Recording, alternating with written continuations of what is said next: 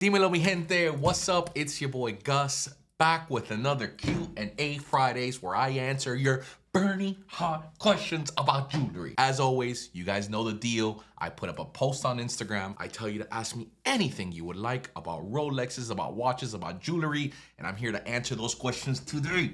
So without further ado, Creep, hit me with that intro music.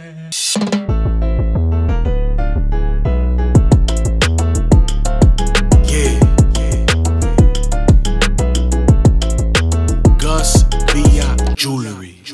Now, before we get started in this week's Q&A, I am wearing a 10mm, 24, 185 gram, and 14 karat. Plus, I'm wearing a 126711 two-tone root beer, which looks absolutely beautiful. Everything is for sale as always, so hit me up if you want some prices. Question number one, it comes from Plata o Plomo .951, which is actually ironic because that's a really horrible thing to say. Wants to know, how does one become a jeweler and how much does it cost? I'm really interested.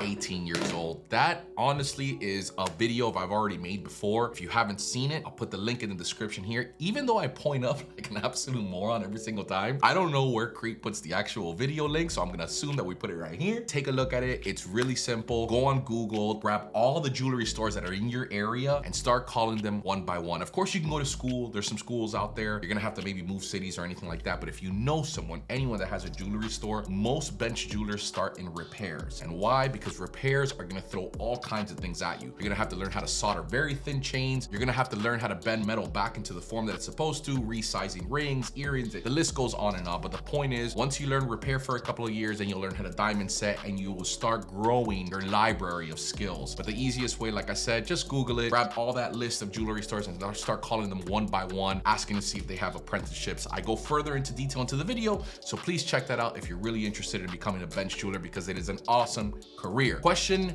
numero dos comes from David Javieres. He wants to know, what are the key differences between handmade and factory manufactured Cuban link chains? Honestly, it really boils down to the character, love, and attention to detail. Here's the beauty about handmade links chains. It is an actual person, a jeweler, who is going each step by step on how the rings are coming out correctly. In other words, the jump rings, the file, the solder. There is a human aspect to it, which is a very good thing, but it also leads to a lot of human error. And that's why you get these manufacturers that are coming out with Cuban link chains that look absolutely horrendous. That's the bad part about it. The file is a really, really big one as well, because you can file it how you like it. Some people like flatter style, some people like a little bit more bulky, but ultimately it's the artistic touch that you can add to a chain that an Italian or a Chinese or an Indian machine that makes Cuban link chains can't also. The beauty about the machine made ones is they're a little cheaper as well. And there's more consistency in the links. They're a little bit more spaced out, but they are very, very beautiful, especially Italian made Cuban links. You can get those a run of the mill though. You can go down to any single mall. More than likely they're gonna have them there. That's kind of a bad part too, because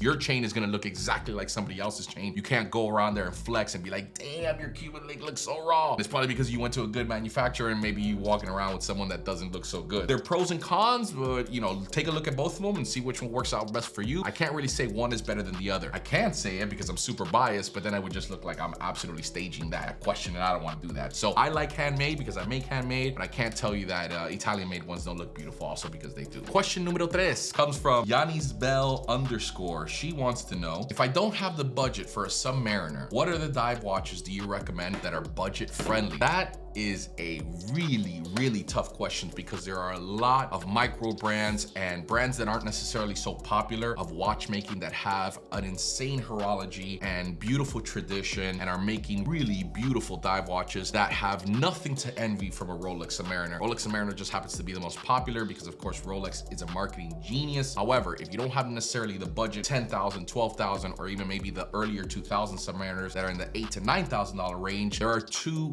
really good options. The lower budget is the Hydro Conquest by Longines. They make an awesome dive watch.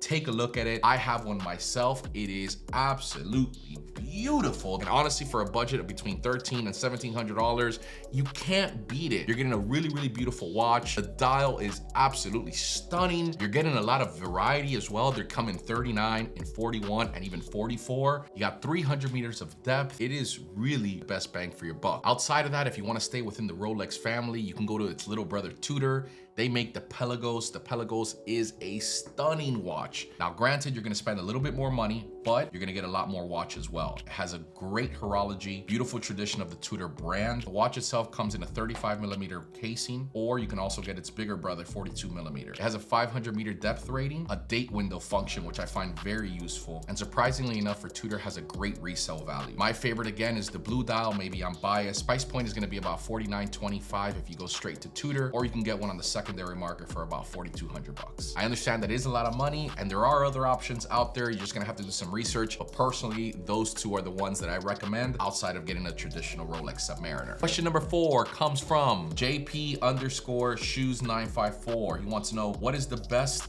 jewelry insurance? Now, I am no jewelry insurance expert, so please do not think that what I'm about to recommend to you is the telltale sign of the perfect company to insure your jewelry with. I am just a manufacturer. However, the one that I recommend and that I personally use is Jewelers Mutual. I also do a lot of work with them. They contact me when people lose their chain. It's a very smooth process. I know they have a customer service. I insure my own chains with them and my own watches with them, and I think that they're great. However, again, don't go out there and do business with them, and if something goes awry, then you come back and blame me, because it's just what I use and what I would recommend. It's a good question, and if you're not insuring your jewelry, please do so. You never know what's gonna happen out there. You guys are spending your hard-earned money on watches and chains, and you need to have some sort of backup plan should things go awry. Insure your pieces, you animals. Question number 5, and the final question in this week's Q&A Fridays, comes from Don't Hate. He wants to know, looking to get into my first luxury watch, stuck between a Cartier Santos or a Rolex Datejust. Help me decide. What are your thoughts?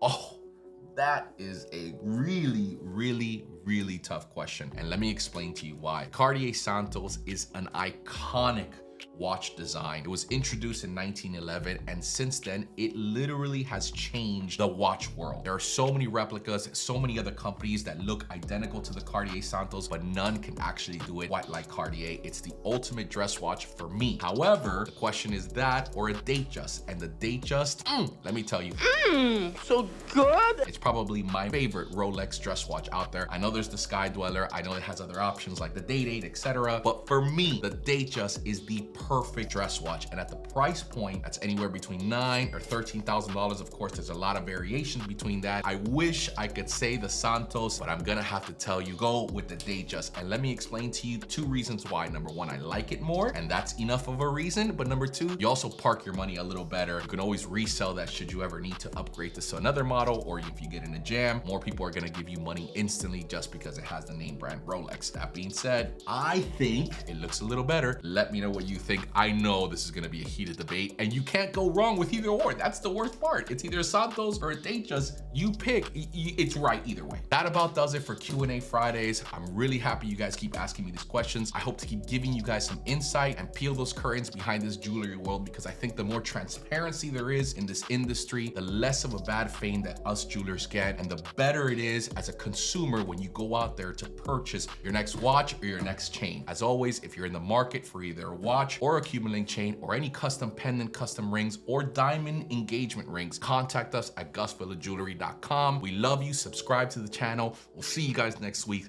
Holla at me.